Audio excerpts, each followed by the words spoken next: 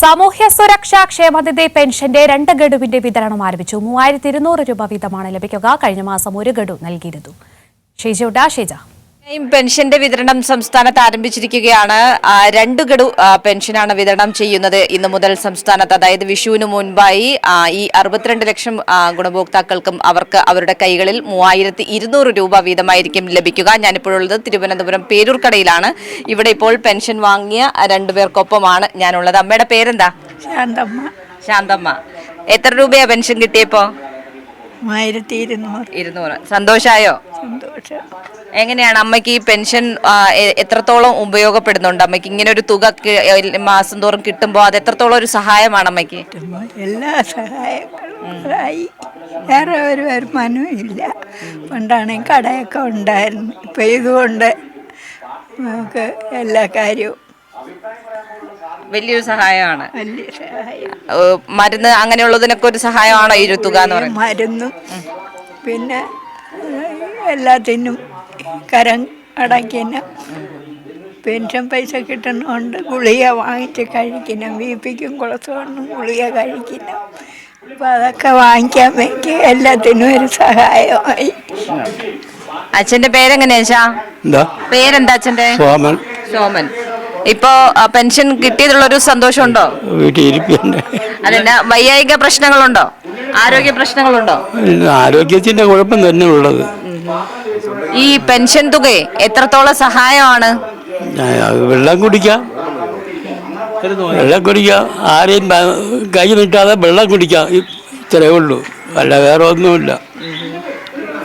ഇത് ഈ ഒരു തുക ഇങ്ങനെ കിട്ടുന്നത് കൊണ്ട് വലിയൊരു ആശ്വാസമാണോ? ആണോ? ഇത് കിട്ടിയത് ഒരു ആശ്വാസമുണ്ട്. വെള്ളം കുടിക്കാം, വയസ്സായ കാലത്ത് വെള്ളം കുടിക്കാം.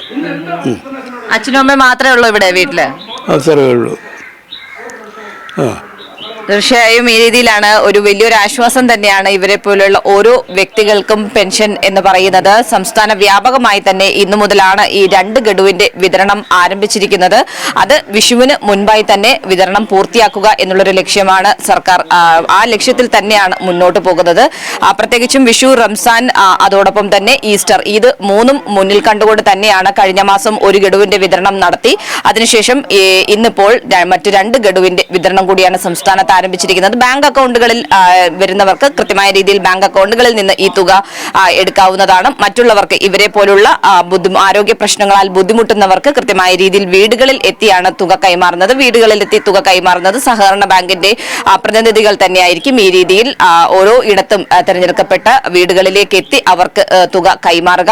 ഏതായാലും മറ്റൊരു പ്രശ്നം നിലനിൽക്കുന്നത് ഇതിൽ കേന്ദ്രവിഹിതവുമായി ബന്ധപ്പെട്ടുള്ള കാര്യമാണ്. അതായത് ഇത്തരത്തിൽ 62 ലക്ഷത്തോളം പേർക്കാണ് സംസ്ഥാനത്ത് പെൻഷൻ വിതരണം ചെയ്യുന്നത്. പക്ഷേ അതിൽ കേവലം ഒരു 6.8 ലക്ഷം പേർക്ക് കേന്ദ്രത്തിന്റെ ഒരു ചെറിയ വിഹിതം കൂടി ലഭിക്കുന്നുണ്ട്. പക്ഷേ ഈ വിഹിതം കൃത്യമായ രീതിയിൽ കേന്ദ്രം ഇപ്പോഴും നൽകുന്നില്ല. സംസ്ഥാനമാണ് ആ തുക കൂടി കയ്യിൽ നിന്ന് ഇട്ടുകൊണ്ട് ഈ തുക ജനങ്ങളിലേക്ക് എത്തിക്കുന്നത്. അതുകൊണ്ട് തന്നെ അതിൽ കേന്ദ്ര സർക്കാർ വരുത്തുന്ന ഇരട്ടത്താപ്പ് നടപടികൾ അതൊക്കെ അതിജീവിച്ചുകൊണ്ട് മുന്നോട്ട് പോകാൻ വേണ്ടിയിട്ടുള്ള നടപടികൾ തന്നെയാണ് സംസ്ഥാന സർക്കാർ കൈക്കൊണ്ട് മുന്നോട്ട് പോകുന്നത്. ഏതായാലും ഈ ഒരു ആഘോഷത്തിന്റെ നാളുകളിൽ വലിയൊരു ആശ്വാസം തന്നെയാണ് ഈ തുക ഇവരുടെയൊക്കെ കൈകളിലേക്ക് എത്തുന്നത് എന്ന് തന്നെയാണ് ഇവർ ഓരോരുത്തരും നമ്മോട് വ്യക്തമാക്കുന്നത്.